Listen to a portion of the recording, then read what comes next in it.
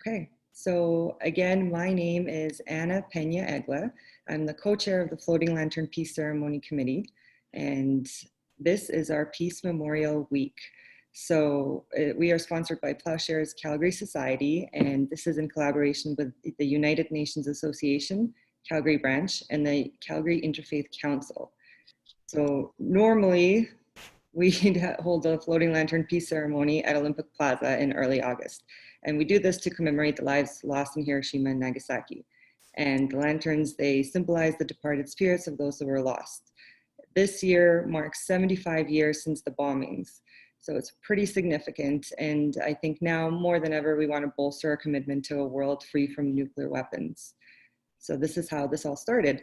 Calgary, it's a part of Mayors for Peace, and it's a group of mayors, including Mayor Nenshi, who are calling for the elimination of nuclear weapons. And this year, because every large event was canceled, we decided to take the opportunity to delve deeper. And so we decided to expand our program to a whole week, calling it the Peace Memorial Week, which begins with this Peace Forum. So there's a ton happening in the world today. It's easy to get lost, overwhelmed. I mean, there's climate change, Black Lives Matter, refugee migration, women's rights. I mean, you can go on and on and on. And of course, the reason we're having this online, COVID.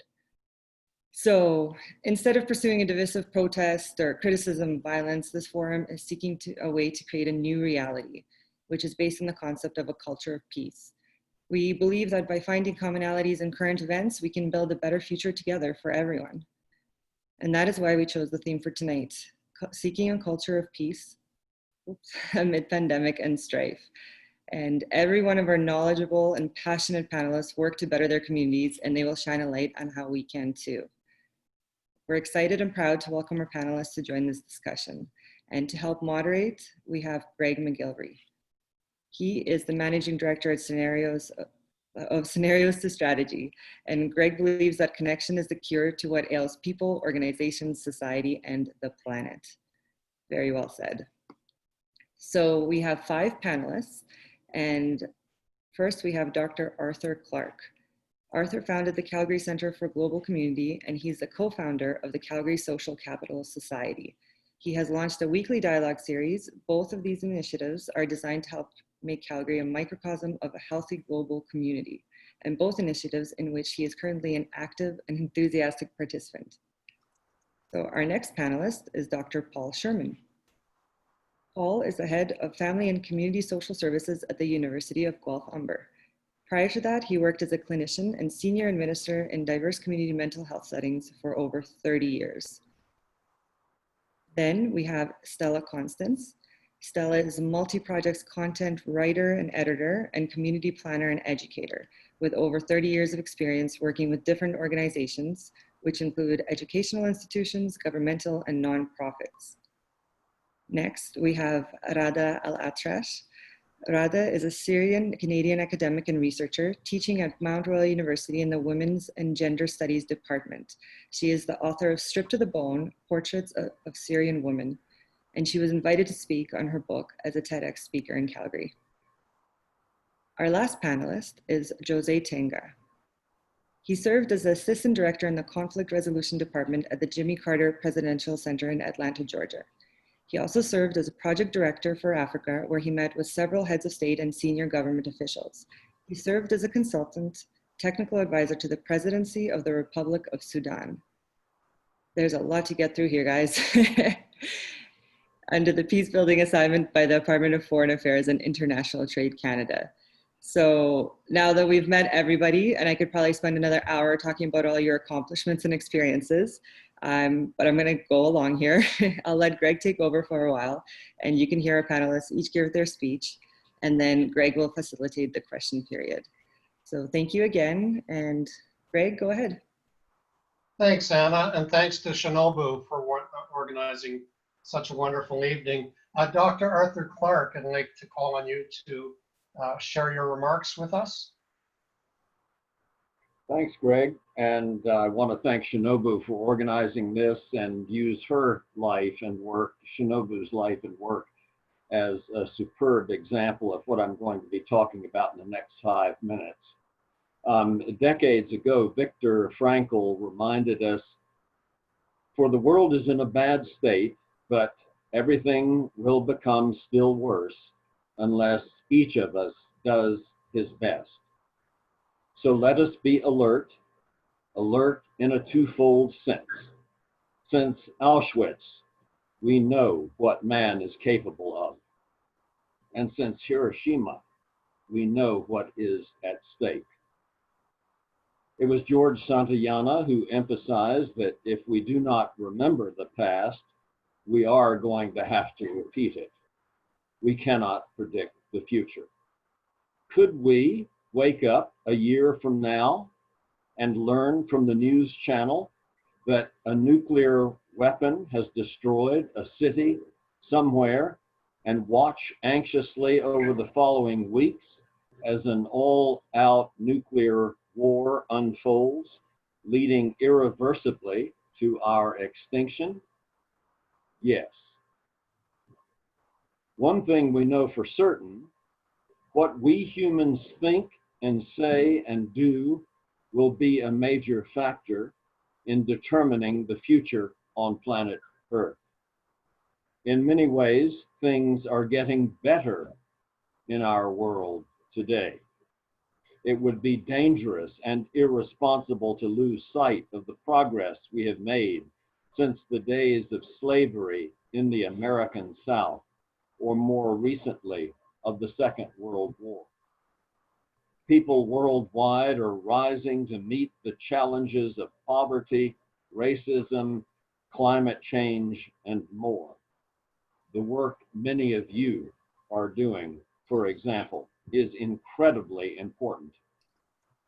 I will, however, add this. A fragmented approach in which individuals work only on one issue has disadvantages. A clock needs all its parts working together to give us the time. A holistic approach can improve our chances of survival. We need to build a comprehensive new model that makes the old model obsolete. To use an example that I'm familiar with, a remarkable movement in India has begun to transform thousands of lives and is revitalizing the school system in Delhi.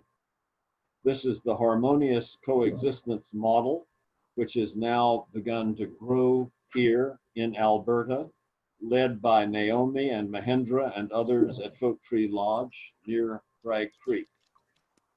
Naomi and Mahendra are working with friends in India to expand and enrich the education model that I referred to, and they are living the new model at Oak Tree Lodge as you would experience for yourself if you spend a few days with them. The important thing, however, is this. Think about the future. Take responsibility yourself. Think about what might be in the news 1 year from today and do your part to make it better. That's the end of this message. Thanks for sharing that, Arthur. We'll hold our questions again to our question and answer session. I'd like to call on Dr. Paul Sherman to share with us his remarks. Thanks, Greg.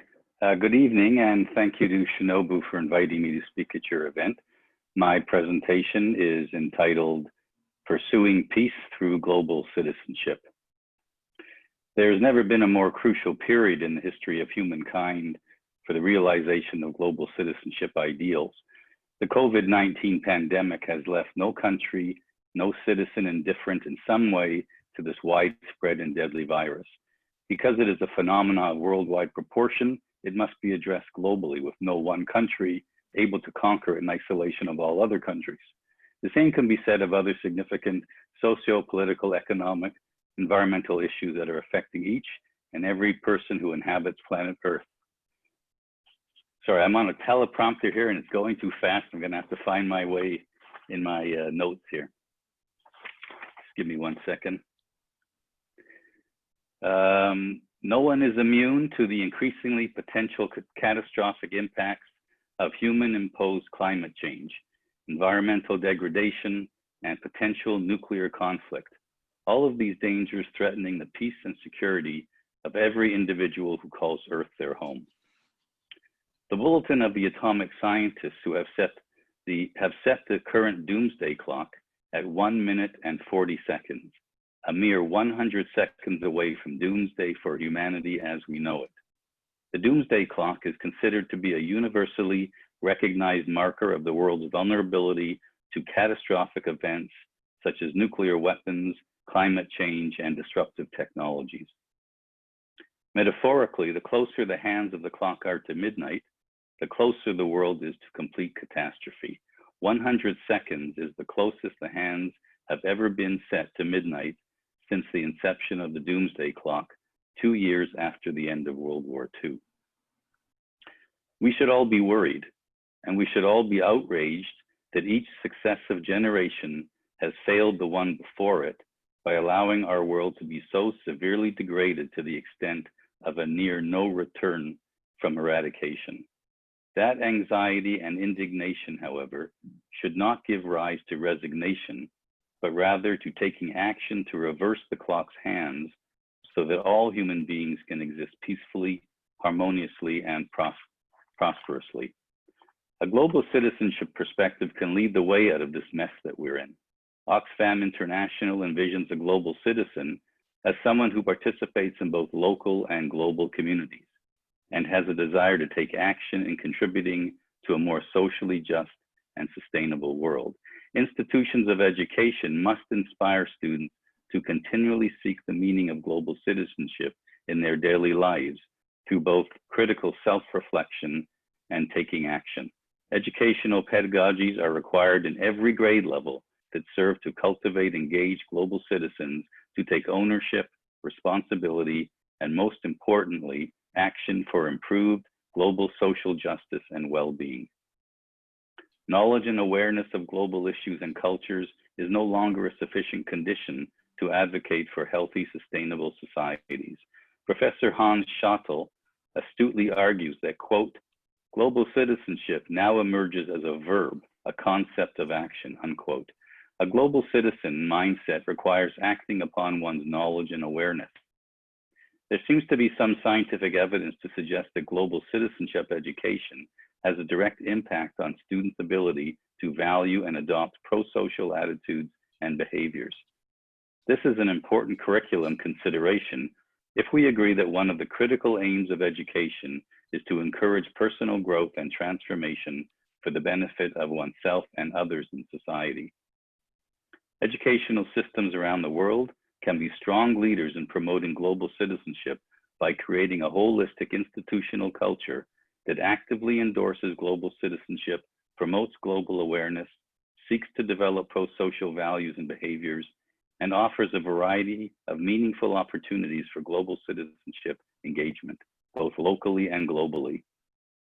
Universities and colleges have an essential mission to develop future global leaders, and the world needs empathetic and wise leaders to combat the negative destructive forces so prominently displayed today that serve to undermine the peace and security of humankind. In closing, I'm advocating for the promotion of a global citizenship perspective because it offers hope for embracing a global mindset that can ensure the future sustainability of our planet and all of its living forms. Embedding these principles within educational systems around the world will serve to cultivate future generations of global citizens and leaders who can ensure the sustainable future of our precious planet Earth. Thank you. Thank you very much, Dr. Sherman. Again, for our participants, they can ask their questions in the chat box at any time during the course of the evening. I'd like to move to our next speaker, Dr. Ghada Alatrash, and she's going to speak to us from her perspective.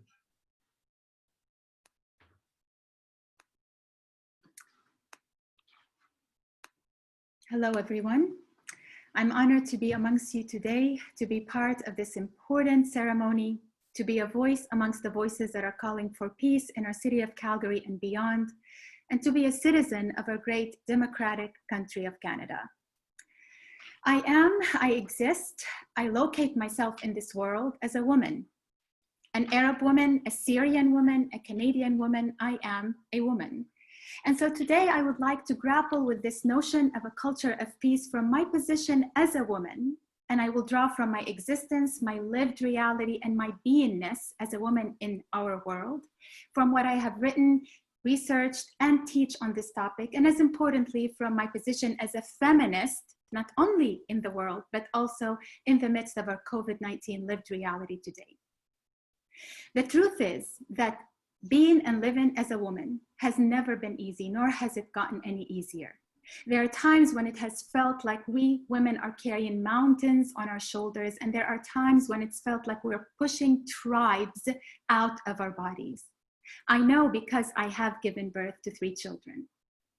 As a woman, sometimes the weight feels unbearable, and when it does, I often draw my patience from the strength of other women in our humanity, from the patience of Syrian women today, and I draw my patience and resilience from the steadiness of a little girl's footsteps in the snow of a refugee camp, as per the words of my Syrian friend, Najat Abdul Samad. Yet despite of all of what continues to weigh on our shoulders, in our bodies, and on our minds and spirits as women, I continue to believe that being a woman is the most beautiful existence. It is a manifestation of the most exalted of meanings, the meaning of life and fertility, and the meaning of love.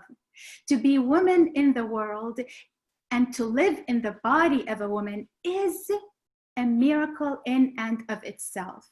Life is born from a woman, and only within the frame of a perfectly calculated and most sophisticated and sacred menstrual cycle. This is indeed an awe-inspiring and sacred state of being. But unfortunately, our world has not been kind to women. This has been the case historically, pre-pandemic, and more so now during our pandemic times. When we're referring to women here, we're talking about women who are no different than the mothers, sisters, daughters, and wives in our own lives. A report from the UN Secretary General on May 8th of 2019 reveals that almost 18% of women and girls aged 15 to 49 who have ever been in a relationship have experienced physical or sexual violence by an intimate partner in the previous 12 months. The figure rises to 30% when considering violence by a partner experienced during women's lifetime. This is an addition to the violence that women and girls continue to experience within the family and in their communities, society, and even into cyberspaces. Today, the pandemic has only worsened what was already so difficult for women. A statement by the Executive Director of UN Women as recent as this April of 2020 reveals that in addition to the trying human suffering caused by the COVID-19 pandemic, an increased and heightened reality of domestic violence against women is being lived today across our globe. Emerging data shows since the outbreak of COVID-19, reports of violence against women, and particularly domestic violence, have increased in several countries as security, health, and many worries create tensions and strains accentuated by the cramped and confined living conditions of lockdowns. This reality is being lived right now throughout the world. To name only a few countries from a very long list, research indicates that France, for example, in France, cases of domestic violence have increased 30% since the lockdown on March 17th. Helplines in Cyprus and Singapore have registered an increase by 30% and 33% respectively.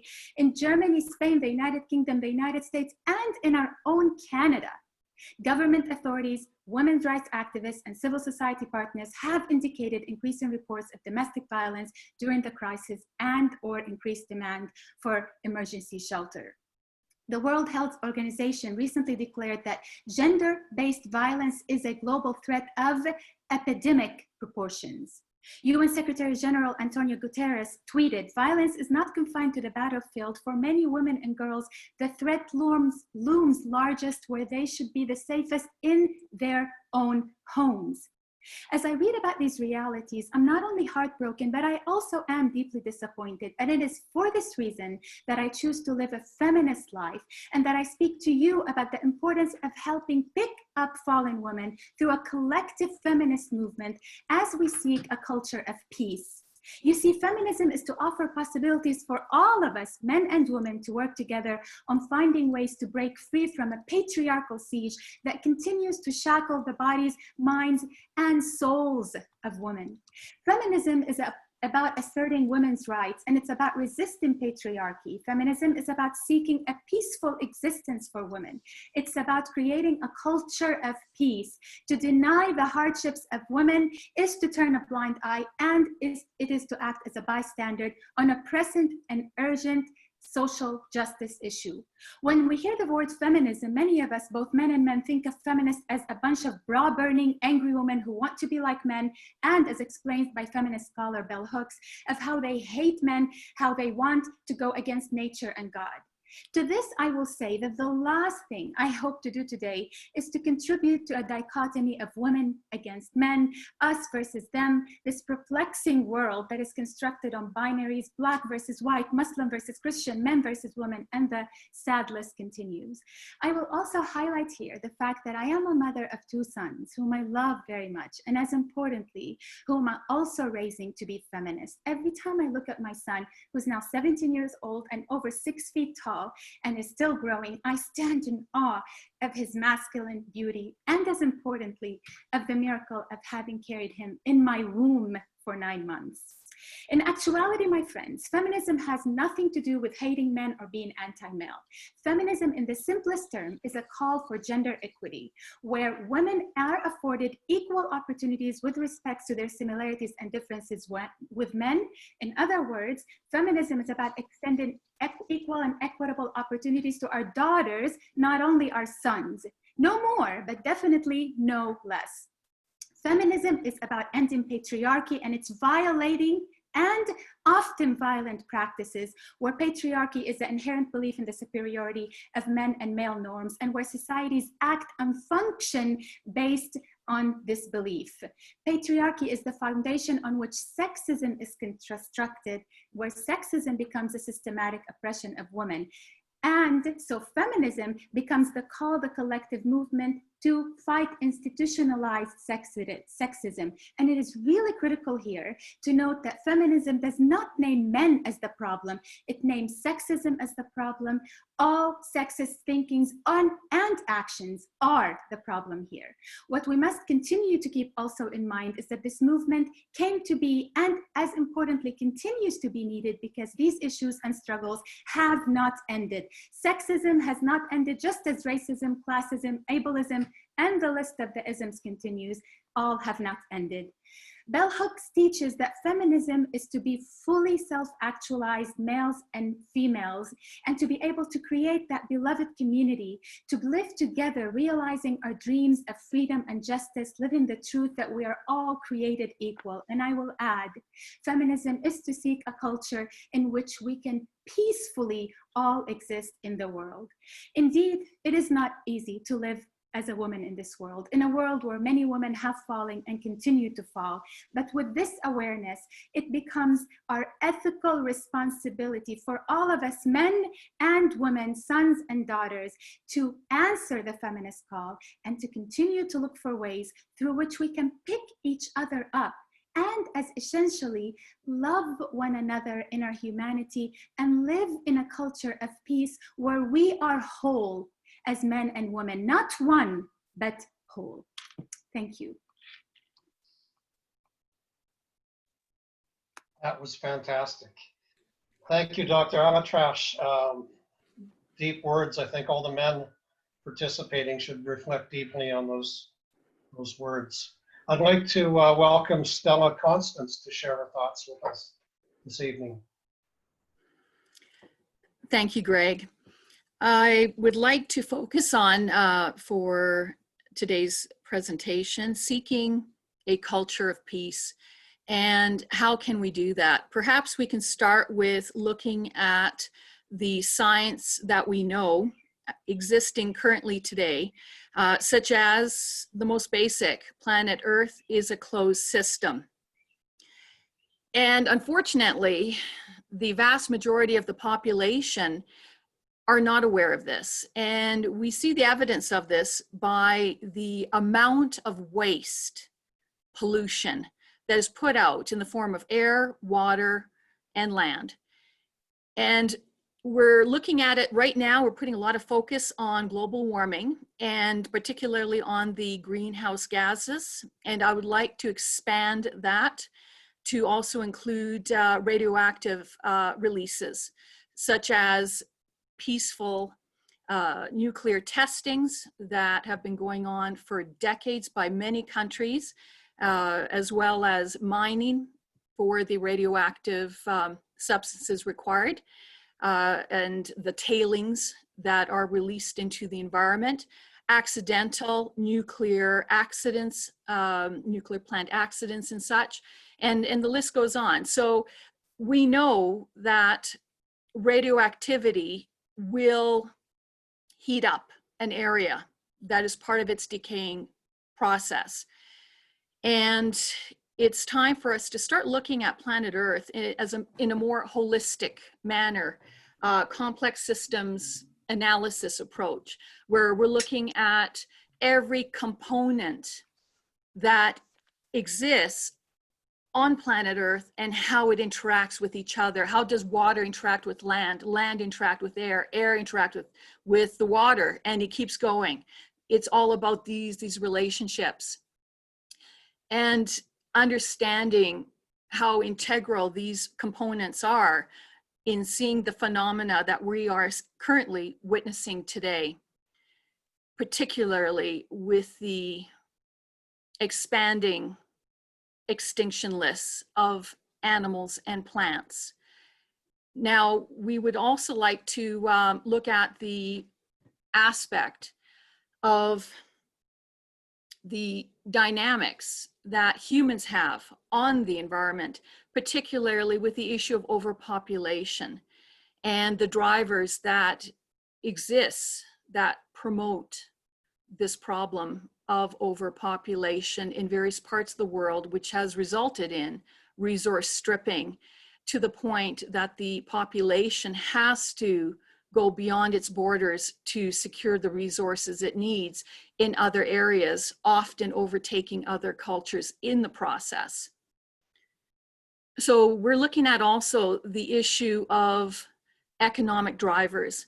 And as Robert Schiller's behavioral and narrative economics narratives that he's proposing, I'd like to maybe use that as a lens. He's the 2013 Nobel Prize winning economist who brought forth the concept that it's our narratives that create the economies we're seeing today. We need to perhaps start to take a more closer look as to what exists today and whether or not that economic model is actually outdated and needs to be updated with something more current, more relevant, that can promote sustainable populations, that also promote sustainable economic development. And so at the same time addressing the waste output, it should be at zero. Zero waste output for air, zero waste output for land, zero waste output for water. That shouldn't even be negotiable. And we have the technology to do that, and we can develop the technology to do that. So it's time for us to rethink this. We need to get more people definitely involved in the politics of their region, and politics simply means resource distribution. Some people say that they're not political. If you're alive, you are political because you need resources.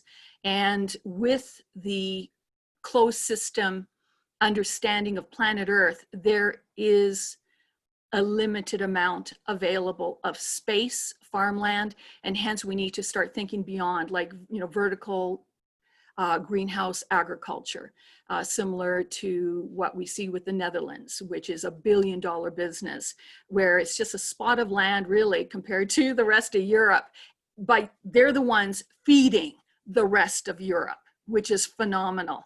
So we need to, get our minds outside of horizontal outdoor agriculture and be able to capture water better and reuse it, recycle it, so forth.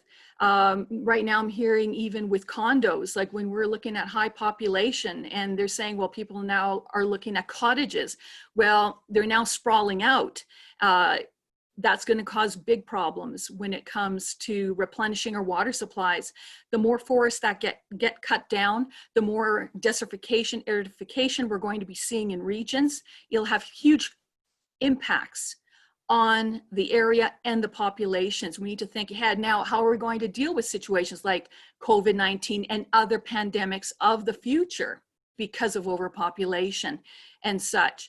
So perhaps we need to look at technology, you know, within a condo, instead of using filters, you know, why not use ultraviolet and burn those particulates, push it through. Similar concept as what has been used for water treatment plants. So it is possible. We just have to get more creative, more determined, and we need to see much more innovation than what we currently see. And we need to first start with how people see the world. It's not an open system, it's a closed system. And there's going to be ramifications if people don't understand that. So with Russia's latest intercontinental ballistic missile of Satan II, which is supposed to be able to, you know, blow a hole, a crater as big as Texas, France, or the United Kingdom, we have to ask the question, first of all, it's not just the damage on the topography, but we're looking at how deep at the point of impact does it go? How much damage will it do to the crust, to the mantle, possibly even to the core of planet Earth with something that big? And so we need to start asking the right questions. Is bigger really better? So these are the questions we need to ask and get very bold about it. And perhaps, yes, we can finally create that culture of peace. Thank you. Thanks for your remarks, Stella. Wonderful, great questions. All great conversations start with a good question. I'd like to invite Jose Tenga to share his remarks with us this evening. Yeah, thank you so much, Greg. And my thanks to Shinobu for inviting me to this forum. Tonight, I'm wearing my favorite Rotary tie. It has a simple but profound message. It states, peace is possible. Having landed in Canada as a refugee, I know firsthand that peace is an imperative for human coexistence. However, in the age of the COVID-19 pandemic, the search for peace at all levels of society has taken a backseat to the more immediate urgency of defeating this virus. But in order to meet this challenge, we must all pull together peacefully and in the same direction. This may not be easy, but going our separate ways is clearly not an option. At the family level, the lockdown phase provided an insight into how we live our lives. Some families bonded together to make up for all those times when work-life balance could not afford them the opportunity to do so. In others, domestic violence increased as the realities of job loss and consequent family income loss collided with the challenges of daily living. As a nation, Canada continues to struggle with a national strategy for dealing with this pandemic, while the Black Lives Matter protests have highlighted glaring dissatisfaction within the national fabric.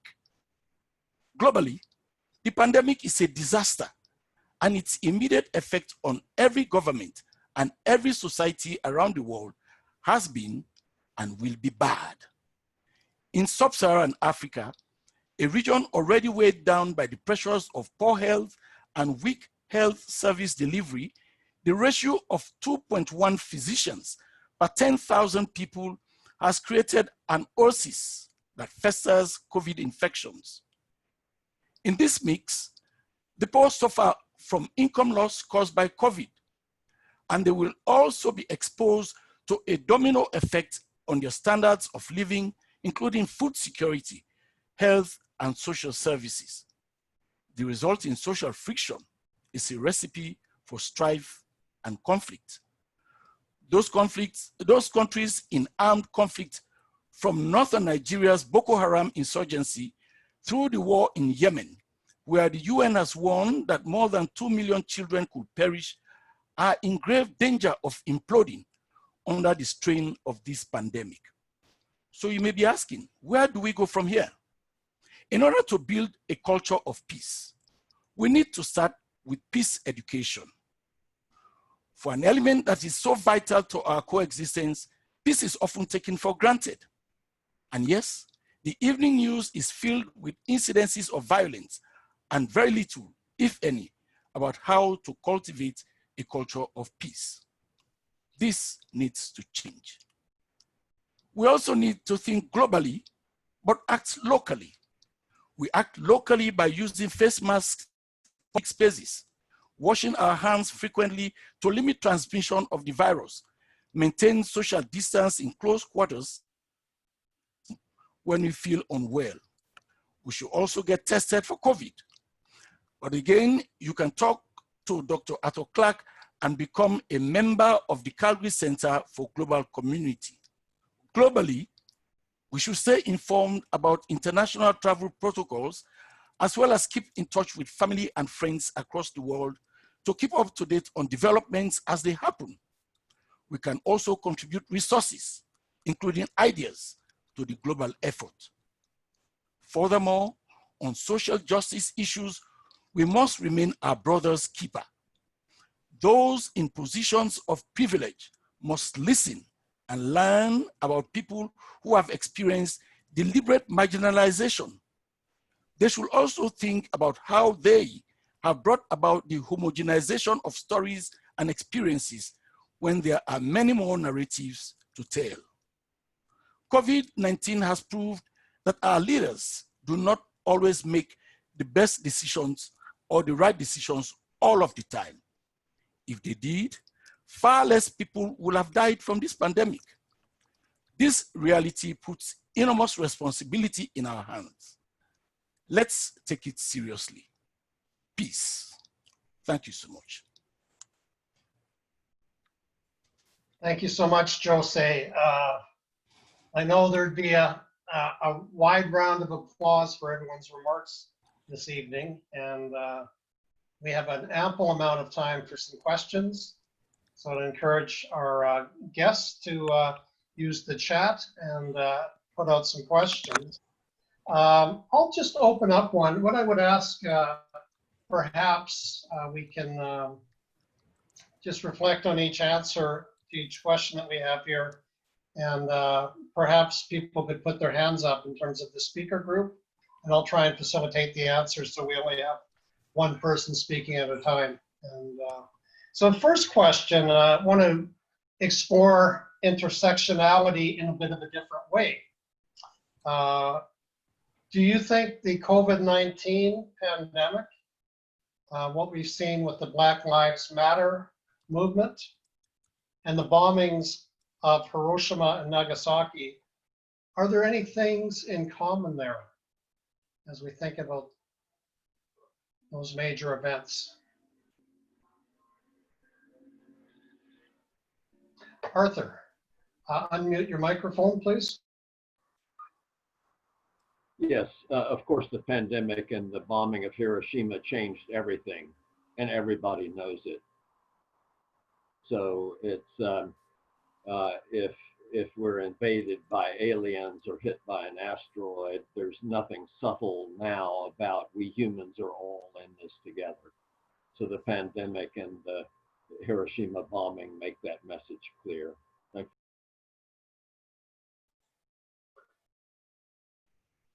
you. Anyone else like to add to Arthur's comments in response to the question?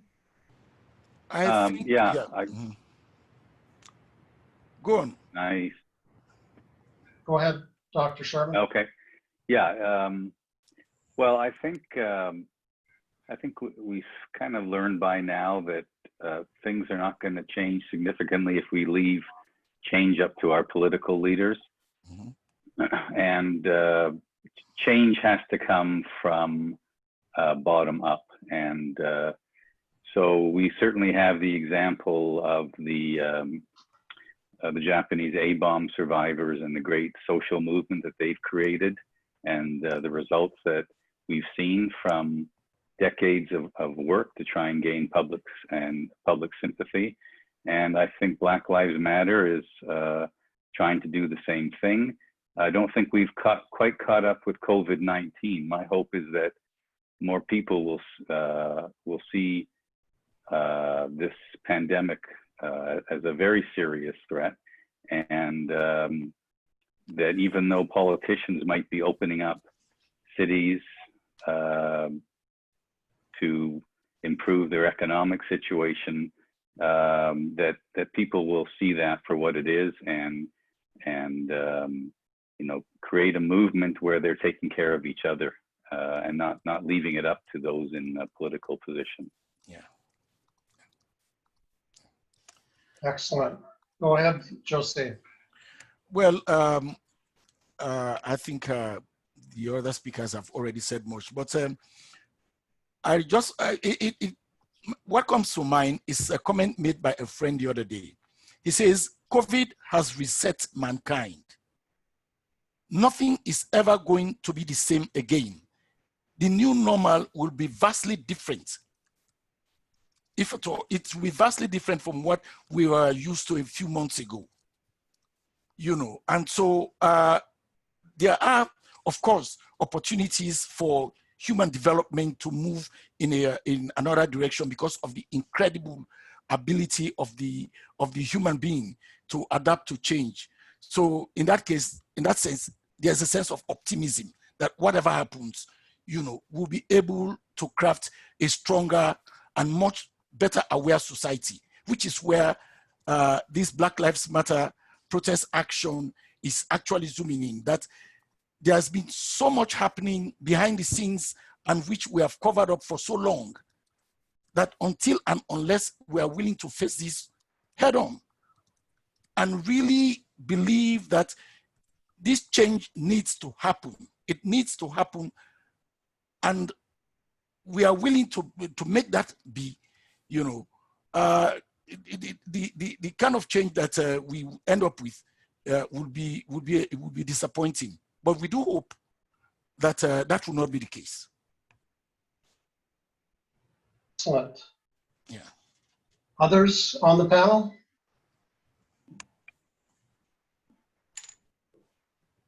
Stella.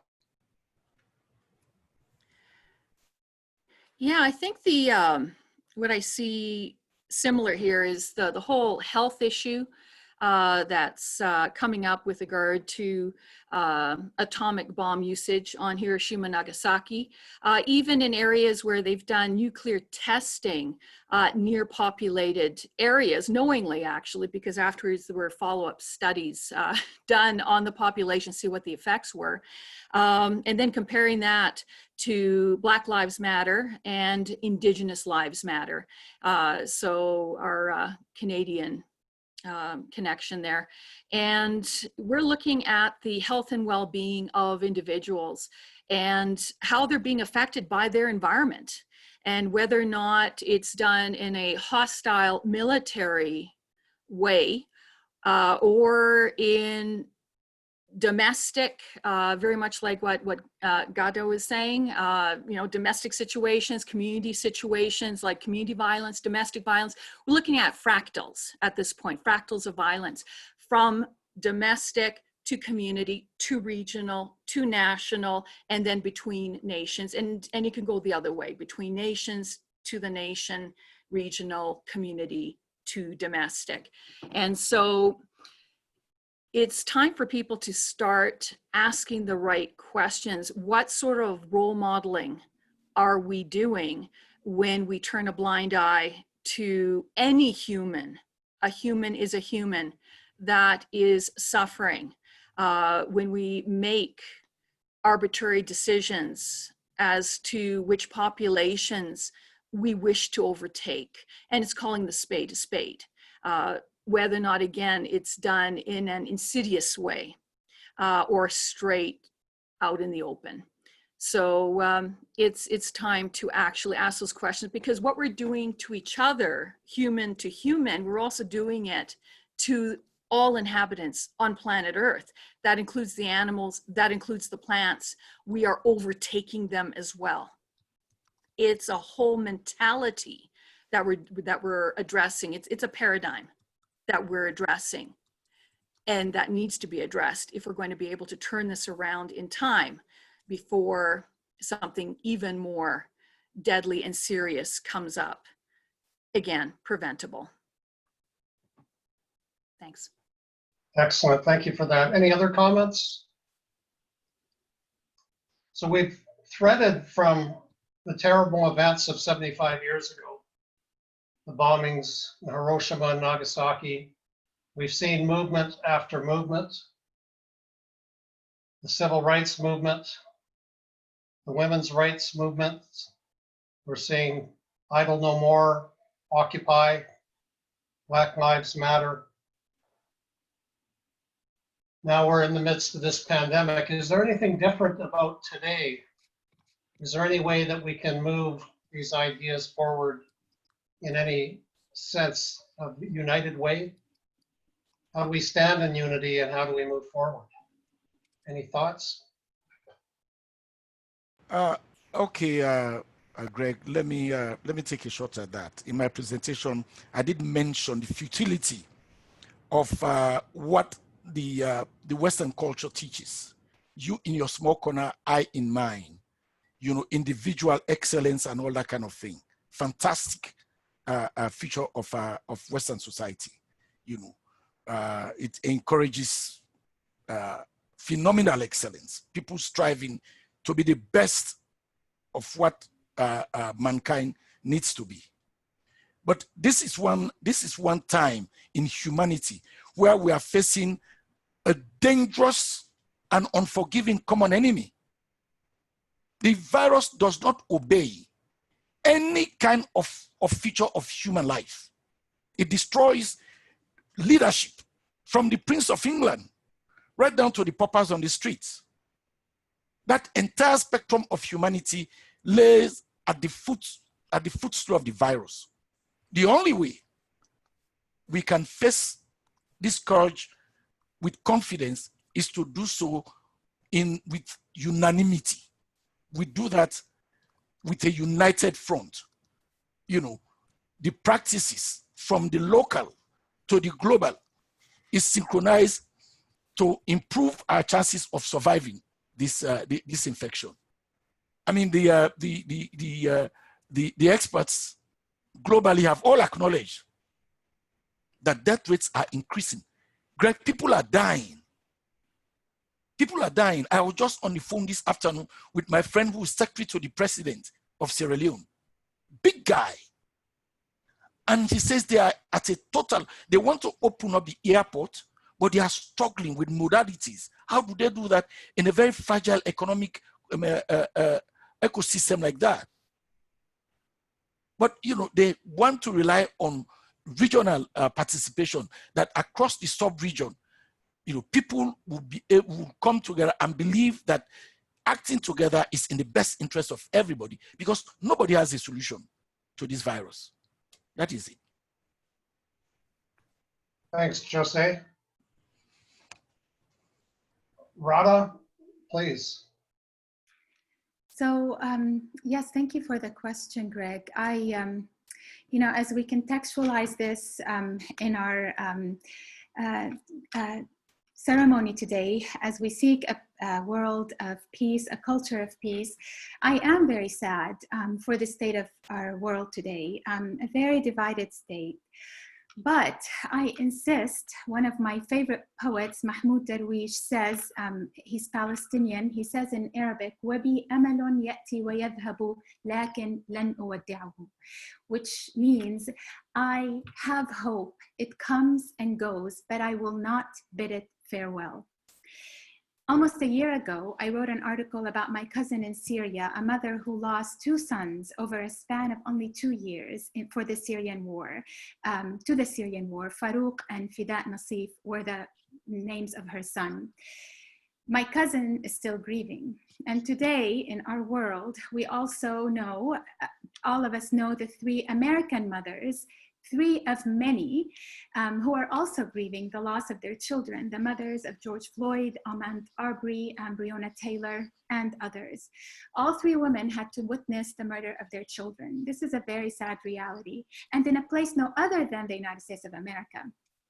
And then in this time of pandemic, Arbery, Taylor, and Floyd did not die because of COVID-19. They were killed by what has been identified in the US as a public health crisis of racism. So today, in a democratic United States of America, where my father once brought my brothers and I to the land of the free, Black mothers live under the constant threat of losing their children for no other reason than the color of their skin. And you know, where the hope comes in here is that when I speak to my children, when I speak to my students at the university, or to anyone from the youngest generation whom I'm honored to be surrounded with today, and when we think about this reality of racism that we live, they're genuinely appalled and repulsed at the thought of that one of their friends is discriminated against because of the color of their skin. And they're quick to confirm that I don't think like that. But what we need to educate here and highlight is that the importance of remembering that we're not when we speak about racism, we're not speaking on that individual level, but on that group level, where racism is a systematic and dominant way of thinking in our North American culture, specifically now. And when we speak about how our reactions on the individual level, we need to think about how important they are for change to happen on the group level, where another's individual's human suffering becomes a public issue, a social concern, a moral responsibility for all of us, a collective movement for all of us. I truly believe that to exercise our democratic agency is also to exercise our individual rights and liberties, to intervene, to disrupt, to challenge the racist and oppressive systems. And not to act is to put our democracy at risk. And I will end with this really hopeful quote, going back to hope here. And you kind of mentioned this at the beginning, as some of us have touched on this. American cultural anthropologist Margaret Mead once says, "Never doubt that a small group of thoughtful, committed citizens can change the world. Indeed, it is the only thing that ever has." So I do hope, despite the sad reality. Thank you so much, Dr. Alatrash. Would anyone else like to contribute some thoughts? Arthur, please. So I want to repeat or paraphrase the question as I understand what Greg asked us. How can we move forward, in essence? So he's looking for fresh ideas for progress right now that would distinguish us from, you know, often excellent work that has been done in the past. And I'll give you 3 concepts. One of them, repeating what I mentioned in the 5 minutes that I presented, a holistic model. That is, we're against many things. We're against environmental degradation. We're against climate change. We're against racism and so on. But the question is, what are you for? So that's the first thing. We must build a new model that makes the existing model obsolete. What are you for? What is your new model? Referring to Buckminster Fuller. The second concept, use the city, your city, where you live. We are Calgarians. Use your city as a microcosm of a healthy global community. So referring to what Paul Sherman said, global citizenship. Use the city of Calgary as a microcosm of what you think a healthy global community should look like? What would you do in Calgary, working with other Calgarians, to make our city exemplary? This is the way the world should look. And the third is a means of achieving that. That is, we have to talk with each other. So dialogue, a concept developed by David Bohm and further by his student William Isaacs. William Isaacs' book is Dialogue and the Art of Thinking Together. So we do a weekly dialogue that Greg MacGillivray facilitates, helps us, makes that possible. Every week we get together and we share ideas. So the idea of dialogue, it's not a specific problem that you're trying to solve. It is getting connected creatively, innovatively, and you can, every week as we get together, you can think of, we want Calgary to be a microcosm of a healthy global community. We want Calgary to show the world how it should be done. And you can bring your ideas to a dialogue, not necessarily ours, create one of your own, but we need alone, Helen Keller says, you remember Helen Keller, tremendous obstacles that she faced. Alone we can do so little, together we can do so much. Thanks for that, Arthur.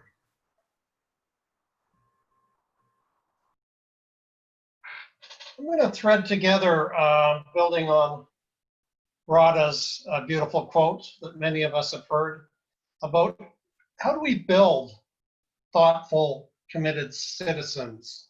And this is, I'm braiding this together with a question from Dr. David Swan, where he says, is it possible to teach the courage needed for active citizenship that demands leadership and personal leadership to ensure basic needs are met in society and human and earth rights are respected? So how do we bring out or develop this capacity? Stella?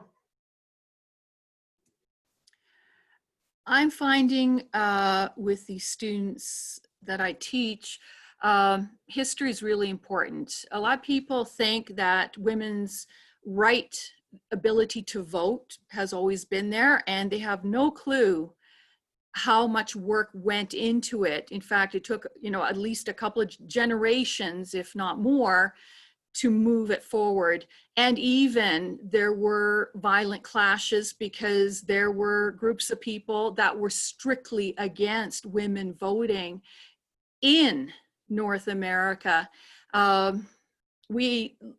Teaching people that there may have to be a struggle in order to push it through. If you look at workers' rights, same thing, all right? To be able to gather in an assembly, that was unheard of. There was, again, violent clashes with the establishment of the time as well. So with regard to Dr. Swan's question, teaching courage, it's back to what values do people have? What values will they protect and defend? The Constitution, the 1982 Constitution and Charter of Human Rights and Freedoms, that is extremely critical for protecting our rights to be able to be ourselves regardless of culture, age, gender, etc. And yet what we're seeing down south is a challenge to their own constitution, which can actually unravel the societal cohesion that keeps the United States of America. And so what keeps Canada, in the state that it's in, it's that Constitution, it's that Charter rights. People have to step up to protect it. There are various industrial interests that want to take them down to be able to access the resources that they require. And a lot of those resources are sitting on reservations. of the indigenous people. And so, you know, protecting the rights of people, when you're protecting one group, you're protecting all groups. If you look at Martin, you know, Luther King Jr., when he put through his civil rights, even after he was shot dead, because it was done in such a way that it was universal human rights. If you look at his famous speech, right? You really sense that, you know, to have Black children play with white children, everyone coming together. And so if we bring that back, that universality of justice, universality of what it means to be human and to protect and defend that, what happens to our neighbor does affect us sooner or later, as we've seen with World War II and the aftermath, when particular groups were being targeted and eliminated. And it just got bigger and bigger, wider and wider. It was overtaking Europe. And it all started initially with one or two cultural groups. And so standing up for one, the courage is, what are people living for? Maybe they need to figure out what their life purpose is. If it's freedom, what does it look like? Or does that mean we have to overtake someone? Perhaps we need to ask those hard questions. Or can we work cooperatively in a partnership, a trade partnership, fair trade partnership? What does fair trade look like? Why can't we do that on the local level, regional level, national level, international level, on all products? So no one goes poor because of poverty wages. Everyone's given living wages. Those are the questions we need to look at when we're looking at setting up a new economic model. More great questions, Stella. Universality. I would vote for that. And when you talk about Martin Luther King, the contents of one's character, not the color of their skin. That was a truly universal statement. I'd like to build on this a little bit and thread in Arthur's idea. I'm going to ask each of the panel members to bring forward one idea. I have been doing scenario planning and systems planning for 15 years, prior to 20 years in conventional employment. And I think of our systems as a river, these complex, adaptive, economic, environmental, social systems, many other dimensions. But together they form a river. And I would argue that for at least the last 200 years, there's been a lot of rocks present in that river. And with time, and especially with the pandemic, the water levels have dropped in that river, and those rocks are becoming very exposed and are starting to damage and will inflict more damage on humanity and the biosphere. So this idea, universality, is one thing we can bring forward as we think about the old systems and the new model. So I'd like each of the panelists to think about one thing that they would suggest we need to bring forward from the lockdown period, what existed before the lockdown.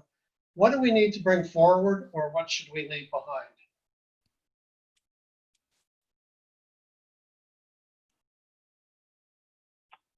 I can go Yes. first if you'd like. Yes, please. Yes, please. So this is not my original idea, but it's an idea that I'm very impressed with, and I've written about. And it was first put forward by the Japanese educator Tsunesaburo Makaguchi in the 1920s, if you can believe it, a long time ago, over almost 100 years ago. And he was actually a geographer, so it's interesting that you talk about rivers. But he one of his writings, he talked about how the world so far has competed, basically nation states or countries. And he talked about three types of competition that has moved the world forward.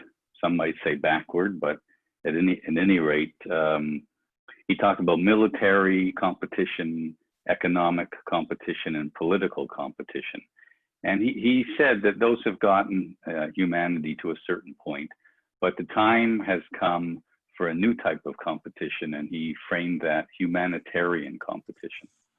And basically his thesis was that rather than the world operating on militaristic or economic or political motivations or competition, that if countries operated more along the lines of which country can be the kindest towards their citizens and the kindest and the most compassionate and welcoming to the other, to people that are not from their country, and base our economic systems and our political systems on that.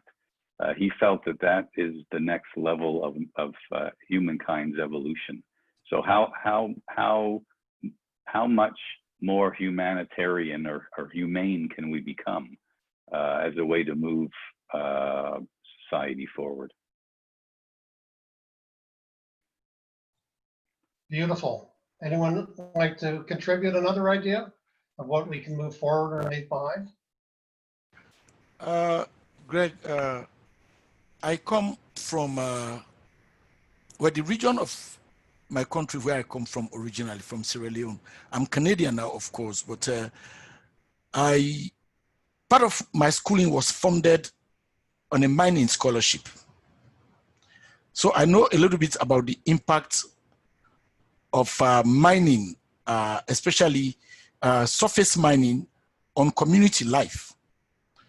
That discouraged me from taking any job with a mining company, because I saw the deleterious effect of dumping mine tailings as well as mine waste on arable land, and thereby denying a community depending on subsistence agriculture for their daily livelihood.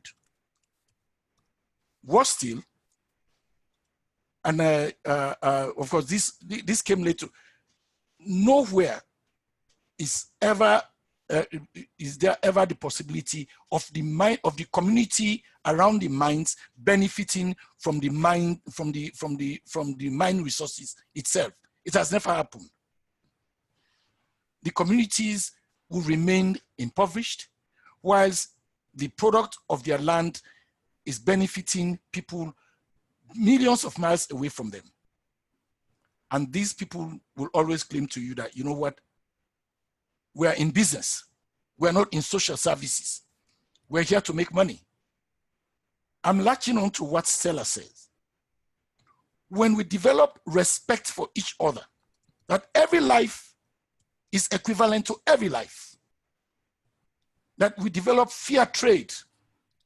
If we are harvesting the minerals from this land, the land deserves a return on that activity. They deserve it. Not only conserving the land, but taking benefits of that activity back into the resource pool. When that happens and everybody becomes a stakeholder in that engagement, then and only then do I see that people will start to see that, you know what, we are in this together. We're all in this together. The good, the bad, and the ugly is going to impact us all together. So whatever we do it to the mutual benefit and coexistence of each other. If and when that happens eventually, well, you know, we will be recasting a new human development system. Thanks for that. Yeah. Radha, please. Sure. So building on the quote for Margaret Mead, never doubt that a small group of thoughtful, committed citizens can change the world. Indeed, it is the only thing that ever has. And as a Syrian, but also as a Canadian, and on very different platforms, I stand here and I grapple with this question often, what can we do here? Again, from very different standpoints, but someone who's been a great influence, and this is someone that I'm spending time with, is reading his works, is philosopher Jürgen Habermas, who speaks of this whole notion of the public sphere and this whole idea of social capital, and that we can construct here together. And the public sphere is specifically, he's talking about that space where we can come together regardless of the differences, and specifically with the differences, to freely discuss the societal problems that we are facing today, that we have faced, and that we will continue to face, unfortunately, and to bring us together as a unit, the public sphere, to influence the political actions of those who are in charge. We have the agency. We have the agency to exercise our democratic rights and our democratic voices in this country, more so than in any other places.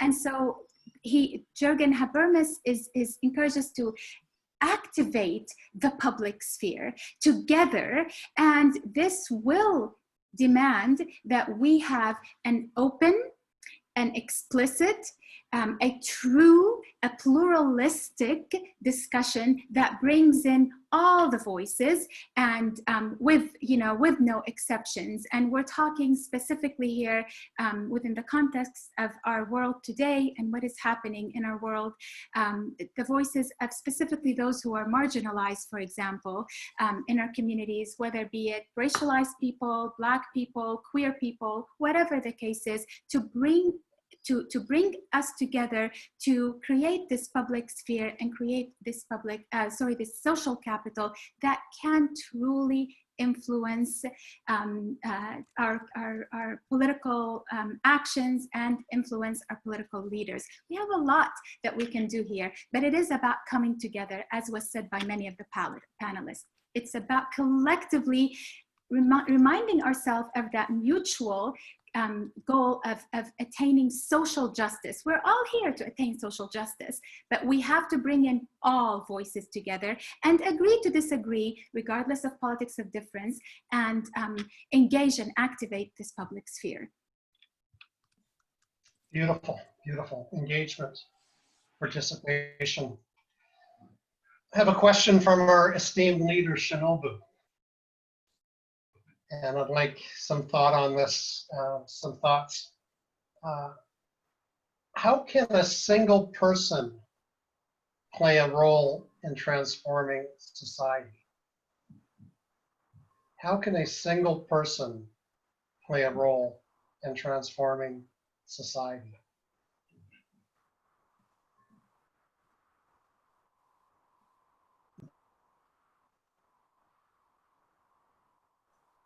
Arthur, please. I think that using your imagination specifically with directing it to an idea for a project that you would carry out over, you choose the time interval, that will lead toward healthy global community, if you want to phrase it in that way. So the use of the imagination, I assume it would involve connecting people, and but it starts with your idea as if you were a researcher, and you are trying to find something that is worthy of a Nobel Prize or not. I mean, if it helps you to make it a much more modest goal that for your project, let's say that you're going to do it over the next year. And I should mention, because this, I know that we're approaching the time limit now, that there is a downtown space in Calgary, the Humanology Gallery and Store, that was opened. It's the brainchild of our CEO, Salima Stanley Banji. And it has reopened now. And this is a physical meeting point, obviously maintaining social distances, but you can go there, you can share your ideas. It's designed exactly for that. Others? Dr. Sherman, please. Yeah, well, I mean, everything just appears to be so daunting now. How can you possibly think about transforming society? And I know it gets really, it's easy to get pessimistic and defeatist. I would suggest that the best way for a single person to make a transformation in society is to transform themselves first. If we believe in this idea of interconnectivity, which I think Stella referred to, and Jose as well, but how we're all connected, then everybody can stand self-improvement, but it's easy to complain about the world and other people. It's not so easy to change yourself, but to me, that's the way that how a single person can transform society, is if we take a hard look at ourselves, our values, our attitude, the way we treat people, and make efforts to make changes in our own daily lives, then that's going to transform society. Put your own mask on first, many say. We're winding down, about to turn it over to Anna. Just if someone can take us home, the question and answer portion home, with something very inspiring about what gives you hope.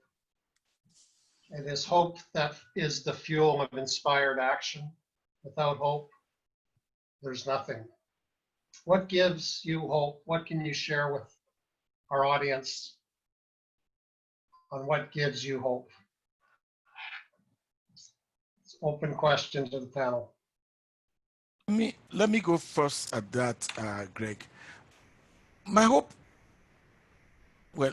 is in the ability of mankind to transform and adapt, no matter what the situation is.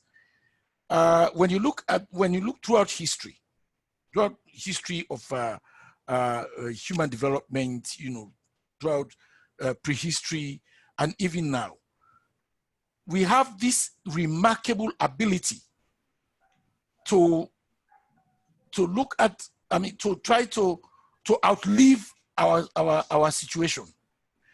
The situation is there, it's daunting, but we develop ways of adapting to it in such a manner that we become part of that environment and we succeed that environment.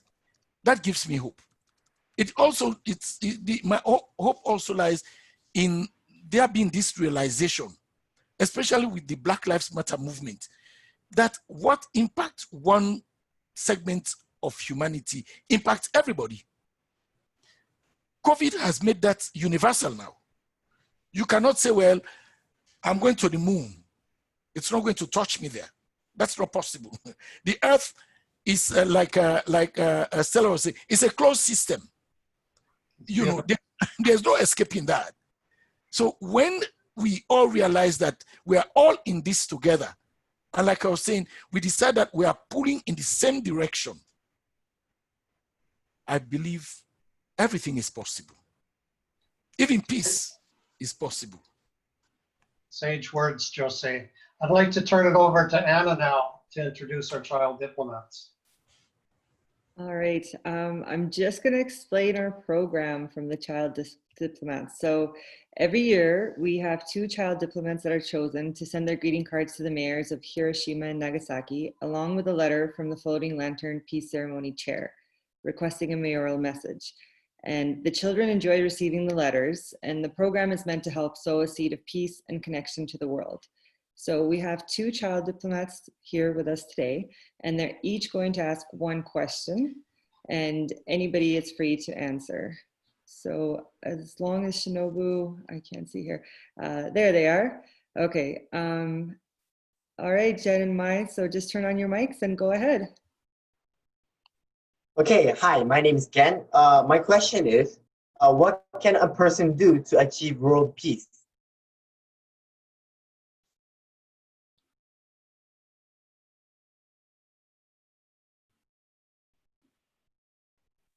All right, who wants to answer that one? That's a tough one, isn't it? That's a tough one. I think I tried to talk about globally what we can do, you know, the kind of global action that perhaps we can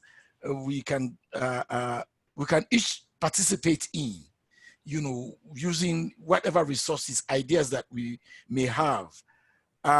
Achieving global peace. It's unfortunate that, you know, I've mentioned this in a couple of my Rotary presentations, that the 5 permanent members of the United Nations Security Council, the world body that is mandated to seek and search for world peace, are also the biggest dealers in weapons of war. That is the Europeans, in the UK, France, Russia, China, and the United States. They are the biggest dealers in weapons of war. And unfortunately, what a lot of us maybe may not know is that the sale or the market in global arms surpasses and supersedes any other item in international trade. All put together, they don't even come close to the deals that are made in the international arms trade. It's unfortunate that this kind of complicates kind of putting the fox to guard the henhouse. So, you know, search for global peace, again, therefore will lie, more importantly, with ourselves. I think I mentioned part of that, that this is a serious responsibility. We have now seen that our leadership is, we cannot rely on them to make the best decisions all of the time. So in your small corner, organize some discussion groups within your community. Maybe some opportunity for town hall dialogue will emerge. Be part of that. Let's share the story of peace. Let's share the story of, you know, coexistence that we all rely on. It's like the oxygen we all breathe. Maybe if we adopt that, we may slowly move our leadership in that direction. And hopefully, like I was saying, maybe one day, world peace will definitely happen. Thank you. Arthur, did you have something to add? Yes, just again, I would suggest what I think it was Paul Sherman suggested earlier, to think in terms of what you personally can do as you interact with each person that you meet, to be aware of the value of that person's life and to make that person a little bit more aware of the value of their own life after they're having interacted with you.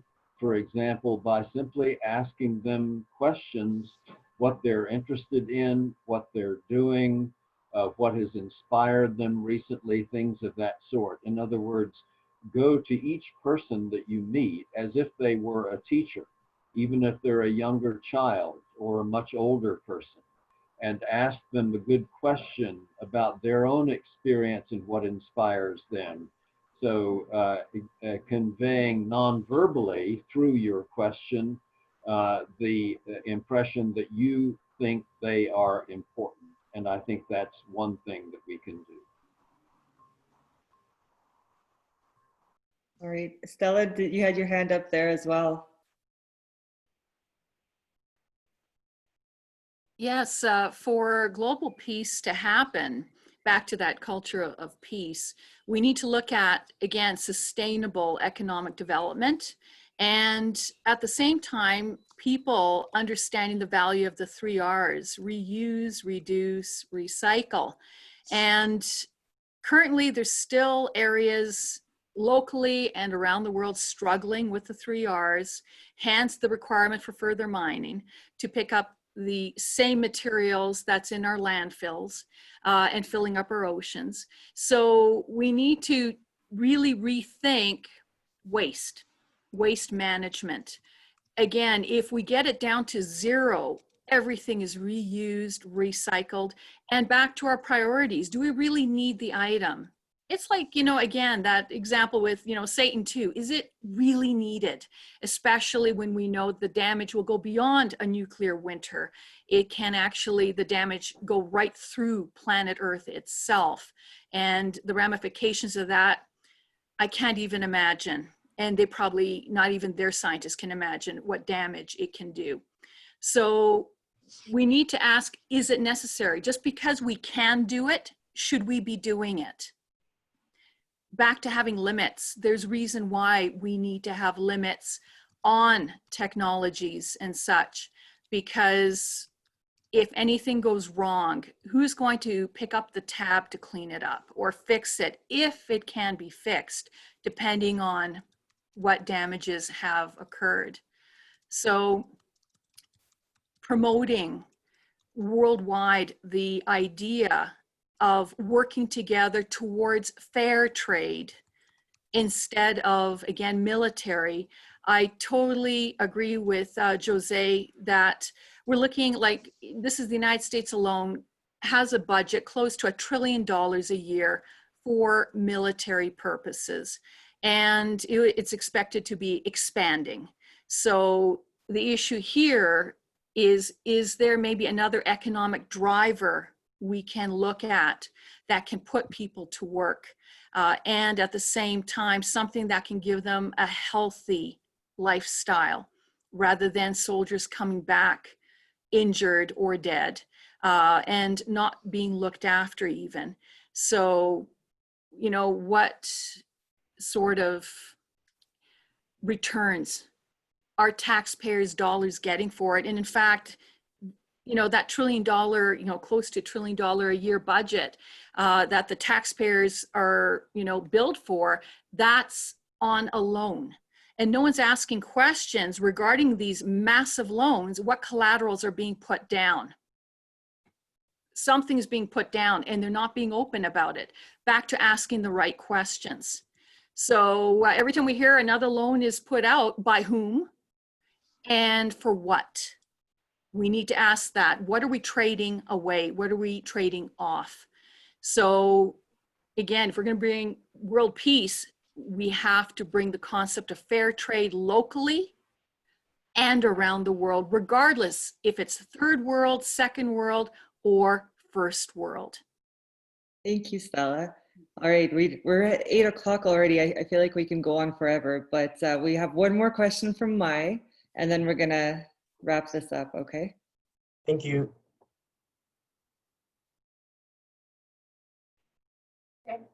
Hello, my name is Mai. My question is, why do people produce nuclear weapons? All right, big question. Who wants to start? Paul, okay, go ahead. I'm not trying to be funny here, but my answer is because they can. What I mean by that is that we don't have a powerful enough grassroots lobby to prevent those in positions of power from using nuclear weapons as deterrents, threats. And so, that basically, that's my answer to that. I'm not trying to be flippant, but because they can. I mean, the Manhattan Project started it, but even most of the folks on the Manhattan Project came to regret what they did in producing those weapons. So anyway, I'll turn it over to somebody else. I don't want to go on too much about that. Okay, let's see. Radha, go ahead. Hi, thank you for this question. I think the question is, yes, it is too big to tackle here, but I'm going to bring it down to my topic that I spoke with, and it's just about women and perhaps, you know, engendering empathy, trying to find ways to foster empathy. So when you talk about nuclear weapons, I'm reminded of my a gift that my son gave me, and I wish I had it. It's in my bedroom, and we don't have the time to go up there. But it's a quote that says something to the context of if mothers were world leaders, there would be no wars. And a minute ago, Paul said, because they can. Yes, Paul, I think so too, but I do also think that if we thought about each other as humans, we thought with that empathetic lens, if we truly imagined the pain that is being caused and try to imagine being in the place of that other, I think that nuclear wars and nuclear weapons and wars, period, would not be happening. So it's really about that lack of empathy and that lack of understanding what it may feel to be in that place of the other. And we just have to disrupt that. And I will end with this. How we can, I think, engender empathy, how we can foster empathy through my own experience, through some of the research I've done here. It's by way of stories. So for you, you are my hope. You are the younger generation that I have all of my hope in at this moment. Be active citizens, open up the stories, open up the space for stories to be told, and for that language of hope, for the language of possibilities to take over these political rhetorics that speak of nuclear weapons and nuclear wars. Yes, and always try to imagine yourself in the place of the other. And I think everything is dismantled then and is humanized. Thank you so much. Wow. There's really, everybody's absolutely right. There's just so much more that can be said about this, but I think we already heard a lot, learned a lot. And I think that all of our audience has a lot to go think about. So thank you, everybody, so much. We are at 8:04 now. So I'm going to go ahead and say our goodbyes. If you just bear with me 2 more minutes, just have a few reminders for people. So thank you again to start. And yeah, please keep checking our website for videos. There's going to be more posted all week. These will be different artists and community leaders. So there's going to be more interesting stuff there. And next Saturday, after this airs on our website, August 8th at 7 p.m., we will be doing the live lantern launch on Facebook. So if you guys go to our events page on Facebook or go to our website, every donation that we get, we will set up a lantern. So we also have, for anybody who's in the Calgary area, we do have lanterns for sale this year. So you can keep it for next year when we get to all meet again, hopefully at Olympic Plaza. And these can be personalized. So check out our website or Facebook. Once again, everything will be posted. And for those of you who want to run over there right now, it's www.calgaryfloatinglanterns.com. We've been working really hard to get this together. So again, check it out. And otherwise, thank you so much to everybody, to our panelists. Thank you to Greg for helping moderate this and asking all the questions. Thank you to Shinobu for helping organize this. Thank you for everybody for coming. Thank you to our child diplomats. And yes, again, let's all work to cultivate this culture of peace in our own lives so that it'll spread to the world. Thank you, guys.